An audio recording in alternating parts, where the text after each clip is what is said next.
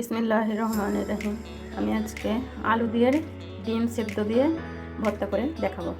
দেখুন আপনারা, তার জন্য আমি সেদ্ধ আলু নিয়েছি, সেদ্ধ ডিম নিয়েছি, একটু ধনেপাতা নিয়েছি, একটু লঙ্কা ভেজে নিয়েছি 4টে, আর তার উপরে একটু লবণ দিয়েছি, 4টে লঙ্কার উপরে লবণ দিয়েছি। আর এই দেখুন বেরেস্তা, আর এই বেরেস্তা তেল। এবারে এগুলোকে কী করবো, ভালো করে মাখাবো। প্রথমে ডিমের সঙ্গে আলুগুলোকে ভালো করে মাখিয়ে দেবো।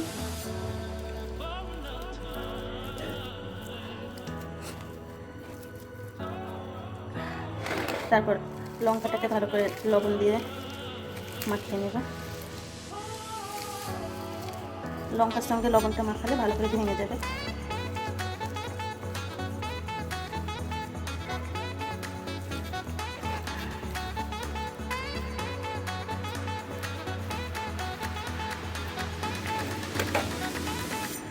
আর বেরেস্তাগুলো দিয়ে দিলাম, তারপরে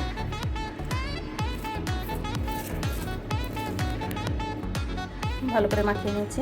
এবার ধনেপাতা কুচিগুলো দিয়ে দিলাম, আর যে বেরেস্তার তেলটা ছিল সেই বেরেস্তার তেলটা একটু দিলাম, তাহলে খেতে ভালো লাগবে, গন্ধটা ভালো হবে।